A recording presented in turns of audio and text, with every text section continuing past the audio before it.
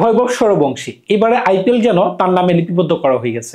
তিনি 7টি ম্যাচ খেলেছেন, 250-এর উপর রান করেছেন, একটি সেঞ্চুরি করেছেন, একটি 50 করেছেন, একটি 40 করেছেন, একটি 32 করেছেন, একটি ডাক মেরেছেন, একটি 2 রান করেছেন। বুঝতেই পারতেছেন তিনি কোন ধরনের ইনিংসগুলো খেলেছেন। সবচেয়ে বড় কথা হচ্ছে আমি কিন্তু প্রথমে তাকে নিয়ে কোনো ভিডিও বানাইনি, কারণটা হচ্ছে তিনি কি ধারাবাহিক কিনা সেটা আমি দেখার অপেক্ষায় ছিলাম। তিনি তৃতীয় ম্যাচে 100 করে ফেলেছিলেন, দুর্দান্ত ছিল। সেকেন্ড ফাস্টেস্ট আইপিএল এর, প্রথমটি ছিল 30 বলে ক্রিস গেলের, দ্বিতীয়টি তার নামে লিপিবদ্ধ। বুঝতেই পারতেছেন তিনি কোন ধরনের ইনিংস রেখে গেছেন। 2026 সালে তিনি কোন ধরনের খেলা খেলতে পারেন সবার নজর কিন্তু ওইদিকে থাকবে। এখন কথা হচ্ছে তিনি কি ধারাবাহিক কিনা সেটার অপেক্ষায় কিন্তু আমি ছিলাম। 100 তো ঝড়ে বক কেউ মারতেই পারে, আমরা বাঙালির একটা কথা বলি ঝড়ে বক মরছে, তো ঝড়ে বককে তিনি আসলে মারছেন কিনা সেটার অপেক্ষায় আমি ছিলাম। দেখেন গতকালের ম্যাচটিতে তিনি 50-এর উপর একটি ইনিংস খেলেছেন। নূর আহমেদকে যেভাবে তিনি খেলেছেন, কিছু বল তিনি সুন্দরভাবে ডিফেন্স করেছেন, কিছু বল তিনি সুন্দরভাবে 4-6 মেরেছেন। এর আগের যে ম্যাচটি ছিল 14 বলে সম্ভবত তিনি 40 রান করেছেন। ওই ম্যাচে কিন্তু কোনো সিঙ্গেলই ছিল না, 4-6 4-6 0 0 মানে ডট বল। সুতরাং বুঝতেই পারতেছেন তার মাঝখানে কোন ধরনের শর্ট সিলেকশন রয়েছে। ভারত কিন্তু এই ধরনের জিনিস আগেও করেছে, মানে এই ধরনের ট্যালেন্ট কিন্তু আগেও বের করেছে। যেমন 12 বছর বয়সে রমেশ বাবু, চিনতে পারছেন কি আপনারা? গ্র্যান্ড স্ল্যাম মাস্টার, যে দাবা যারা খেলে, 12 বছর বয়সে কিন্তু তিনি গ্র্যান্ড মাস্টার হয়ে গেছেন। এমনকি 16 বছর বয়সে তিনি ম্যাগনাস, যে কিনা বিশ্ব সেরা ছিলেন তৎকালীন সময় ওয়ার্ল্ড চ্যাম্পিয়ন, তাকে তিনি হারিয়ে দিয়েছিলেন, ম্যাগনাস কার্লোস। সুতরাং বুঝতেই পারতেছেন ভারতে কিন্তু এই কম বয়সী রত্নকোনা পাওয়া কিন্তু মানে বিরল ঘটনা না, কালে ভদ্রে কিন্তু তারা পেয়ে থাকে। সচিন রমেশ টেন্ডুলকার কি বলবেন তাকে, 16 বছর বয়সে তিনি টেস্টে অভিষেক করেছিলেন। এখন তাকে কি এই সুযোগ দেওয়া হবে কিনা, কিংবা তিনি কি শেষ সুযোগটি কাজে লাগাতে পারবেন কিনা, এখন কিন্তু 2 বছরের উপর তার কাছে কিন্তু সময় রয়েছে, সেটা কিন্তু দেখার বিষয়।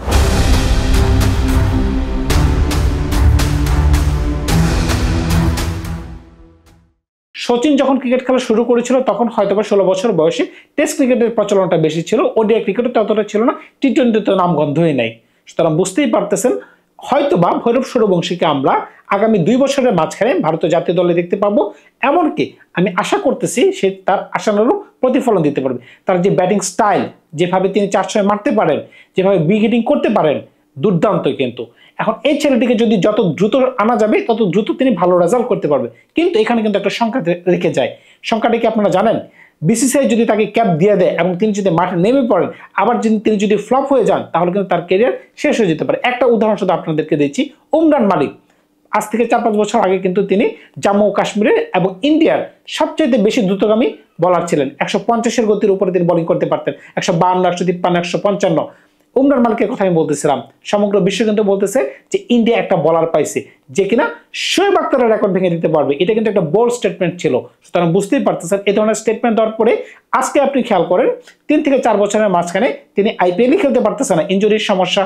তারপর যতদিন তিনি খেলেছেন তিনি হোয়াইট বলের সমস্যা থেকে বেরোতে পারতেছেন না, বা তিনি যেভাবে লাইন লিখতে বোলিং করছেন ব্যাটসম্যানরা খুব সহজভাবে তাকে পিক করতে পারতেছে। তো এটা একটা সমস্যা। আমি কিন্তু সচিন টেন্ডুলকারের কথা বলেছিলাম, master of cricket, god of cricket যাকে বলা হয়। তিনি 16 বছর বয়সে যাত্রা করেছিলেন, কিন্তু তিনি একটা বেনিফিট পেয়েছিলেন। কোন বেনিফিটে পেয়েছিলেন? ওই জামানায় কিন্তু সোশ্যাল মিডিয়ার এত প্রকট ছিল না। আপনি এখন একটা কাশি মারেন, এটা কিন্তু ভাইরাল হয়ে যাবে।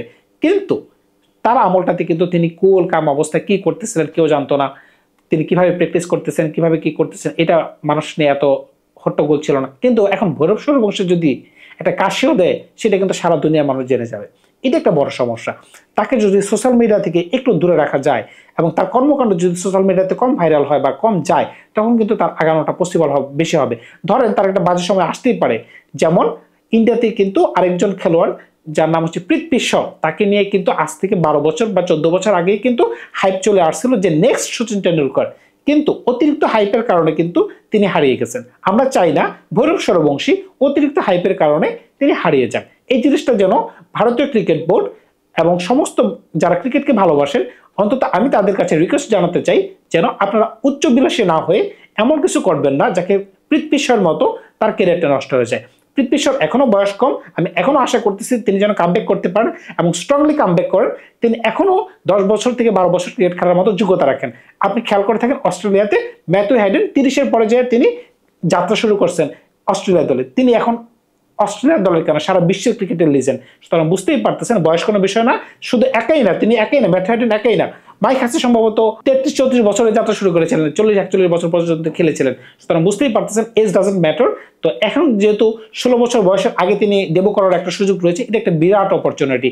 সচিনকে তিনি টক্কর দিতে পারতেছেন, তো এই ধরনের সুযোগ কিন্তু বারবার আসে না। এখন আগামী বছর মানে 2026 সালের আইপিএলে যদি ভৈরব সূর্যবংশী এর থেকে ভালো পারফরমেন্স দিতে না পারে, তখন কিন্তু তিনি আরো প্রেসারাইজড হয়ে যাবেন। মানে তিনি কিন্তু আরো মানুষের কথা শুনবেন যে না, এক বছর তিনি খেলতে পারছেন, এখন তিনি খেলতে পারতেছেন না, বা তিনি তার আত্মবিশ্বাস কমে যাবে। এখন আরেকটা উদাহরণ এবছরের দিই, ডোয়েন ব্রেভিস, যাকে বেবি বেবি বলা হয়, আর এই ভৈরব সূর্যবংশীকে বস বেবি বলা হচ্ছে। এই যে নামের আগে যে আপনি বস লাগাই দিচ্ছেন বা বেবি এবি লাগাই দিচ্ছেন, তিনি কিন্তু ওই ধরনের পারফরমেন্স দিতে পারেন নাই। 3 বছর কিন্তু মুম্বাই ক্যাম্পে ছিলেন, 1-2 ম্যাচ খেলছেন বা 4-5 ম্যাচ খেলছেন, তিনি কিন্তু পারফরমেন্স দিতে পারেন নাই। নামের আগে যে আপনারা ট্যাগ লাগাই দিচ্ছেন, এটা কিন্তু একটা বিরাট খারাপ জিনিস। কারণ কি, এবি ডিভিলিয়ার্স বর্তমান যুগের মানে মডার্ন ক্রিকেটের অন্যতম বড় মেগা স্টার। তো তিনি যেভাবে ব্যাটসম্যানদের তুলনা করছেন, এটা কিন্তু মানে বলার অপেক্ষা রাখে না। তিনি যে কোনো বলকে 3-4 শট খেলতে পারতেন। তো তার সাথে যখন একটা ইয়াংস্টারকে আপনি তুলনা করে দিলেন এবং নিকনেম দিয়ে দিলেন, এটা কিন্তু তার মাথায় তিনি লোড নিতে পারতেছেন না। কিন্তু 2-3 বছর পরে দেখেন তিনি কিন্তু গ্রুম হয়ে আসছে।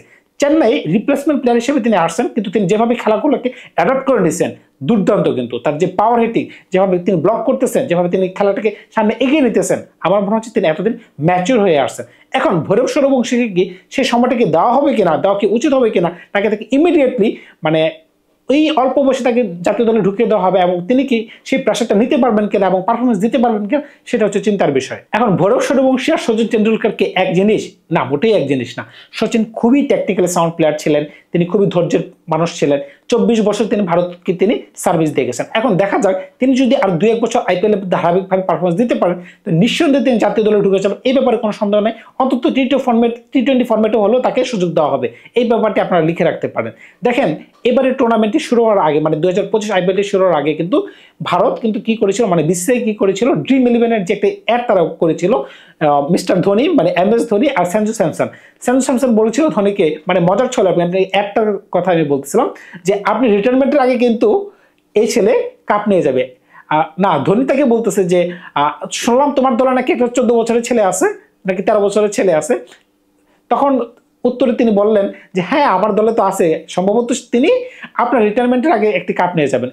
সত্যি হইতেও পারতো যদি এবছর রাজস্থান যে ম্যাচগুলো তারা হারছে এই ধ্রুব জুরেল আশিসের মনে হেড পাওয়ার কারণে, যদিও গতকালকে তাদের ছুটি একটা ম্যাচ জিতাইছে, আমি দেখে অবাক হয়ে গেছি। তো আনবিলিভেবল একটা জয় ছিল, কারণটা হচ্ছে তারা তো এই ধরনের ম্যাচগুলো জিতাইতে পারে না। তো কালকে তারা একটা ম্যাচ জিতাইছে, যাই হোক।